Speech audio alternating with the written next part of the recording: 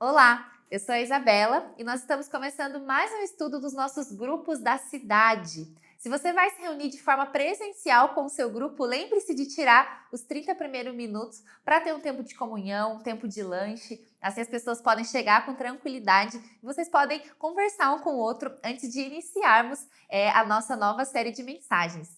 Depois desse tempo com as pessoas, vamos fazer a leitura do dia do nosso devocional As Palavras de Jesus. Nós vamos ler juntos aqui hoje a leitura do dia 24 de abril, que é a segunda-feira onde a gente inicia essa semana juntos. E lembre-se então de fazer no seu grupo a leitura do dia do seu encontro. Então no dia 24 de abril, o tema do nosso devocional é muito além do certo ou errado. E em Marcos, capítulo 12, versículo 14, nós lemos assim: Estes se aproximaram dele e disseram: Mestre, sabemos que és íntegro e que não te deixas influenciar por ninguém. Por que não te prendes à aparência dos homens, mas ensinas o caminho de Deus conforme a verdade? É certo pagar imposto a César ou não? E geralmente, nos dias de hoje, nós também nos pegamos fazendo esse tipo de pergunta para Deus e para as pessoas ao nosso redor. Pode ou não pode? É certo ou é errado? E essas perguntas, elas nem sempre revelam uma maturidade do nosso caráter, né? Às vezes a gente quer se apoiar na opinião do outro, a gente quer uma validação externa, quando na verdade Jesus nos ensina a ter sabedoria, para trocar na verdade a pergunta, né? Para falar, é sábio ou não é sábio a gente tomar determinada decisão. É claro que o nosso devocional também vai falar que existem questões na vida que a resposta já está nas escrituras, né? Se é certo ou errado, a palavra de Deus já vai nos orientar. É por isso que a gente precisa ter tempo aprendendo as escrituras, conversando com as pessoas, para a gente já ter no nosso coração discernimento do que a gente já tem que fazer ou não ter que fazer, e nas questões que nós não sabemos a resposta, a gente avaliar qual nível, qual é a sabedoria que eu vou empregar nesta decisão. E a gente vê aqui que o céu fala para a gente, né? O Espírito Santo vai nos direcionar o que falar e o que não falar. E o mais fascinante de tudo é que a gente vê que Jesus já tinha essa sabedoria, ele é o homem, ele foi o homem mais inteligente que já passou por aqui, mas ele compartilha com a gente a sua mente, o seu coração, a sua vida e a mensagem. Então, como Paulo nos ensinou, nós podemos ter a mente de Cristo. Então, não siga pelo caminho do que você humanamente julga ser certo ou errado. Fique com a sabedoria de Jesus. Amém. E que Deus te abençoe. E lembre-se de fazer então a leitura do dia aí com o seu grupo. E agora nós vamos iniciar o nosso estudo de grupos da cidade.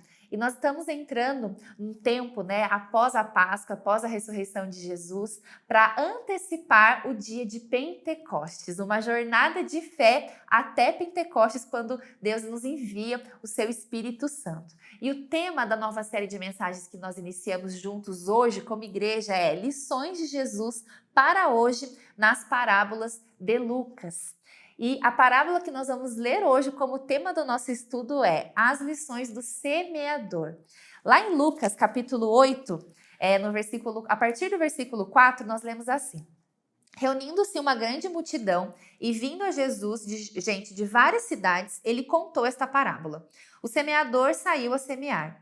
Enquanto lançava a semente, parte dela caiu à beira do caminho. Foi pisada e as aves do céu a comeram. Parte dela caiu sobre pedras e, quando germinou, as plantas secaram, porque não havia umidade.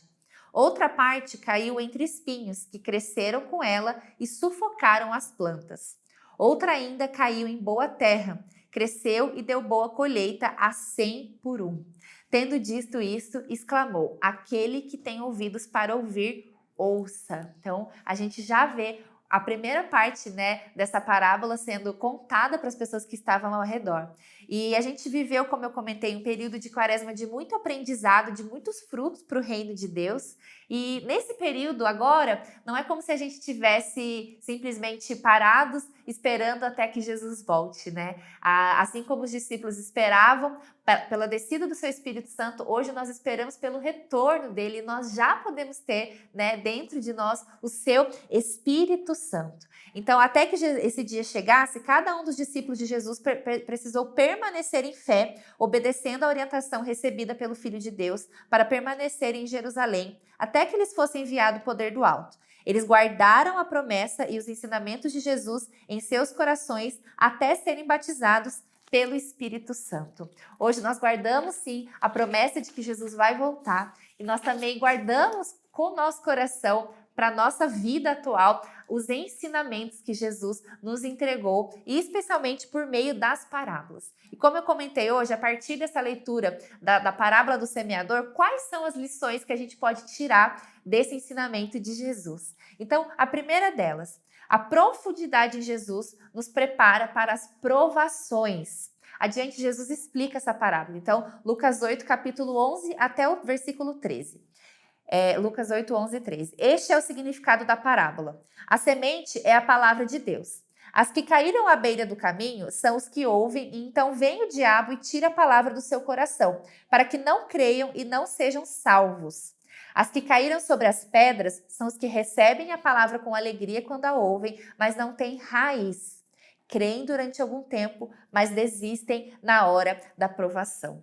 Então, apenas ouvir a pregação das Escrituras, sem uma busca pessoal de uma jornada íntima com Jesus, não vai promover uma transformação de vida. Sem buscar Jesus de forma intencional, a gente não consegue desfrutar totalmente, da vida abundante, da vida eterna com a qual Ele quer nos agraciar. Quando a gente tem conversas sinceras com Deus, essas conversas nos aperfeiçoam e nos preparam para as circunstâncias da nossa história. Então, nós precisamos garantir que o nosso coração e o nosso espírito estejam sendo regados incansavelmente com a palavra de Deus e com a presença de Deus, para que mais do que a gente ter um momento de alegria quando a gente ouve as boas novas de Jesus, a gente também possa perseverar quando as provações chegarem até a nossa história. E aí, reflete junto com o seu grupo qual tem sido as suas primeiras ações diante das provações e dificuldades da vida. Você prioriza a leitura bíblica e uma vida de oração, especialmente nos dias desafiadores? Converse com o seu grupo. A segunda lição que nós podemos aprender com o semeador dessa palavra é: a caminhada focada em Jesus nos livra da ansiedade e nos dá sabedoria. Jesus prossegue explicando então nos versículos 11 e 14 do capítulo 8. As que caíram entre os espinhos são os que ouvem, mas ao seguirem seu caminho são sufocados pelas preocupações, pelas riquezas e pelos prazeres dessa vida e não amadurecem. Então, quando nós escolhemos caminhar de uma forma independente de Deus, isso nos leva a uma vida centrada nos nossos próprios desejos e vontades, o que em algum momento vai nos levar à frustração e ao vazio.